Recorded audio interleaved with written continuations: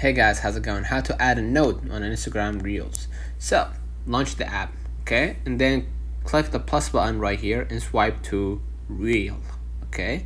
And basically, capture or upload the video from your gallery.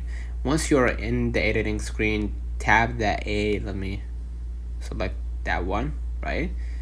And just go ahead to next, okay? And basically once you're in, just tap the AA text next icon to add text, right? Or we can just go ahead right here and then tap the A right here at the top, sorry.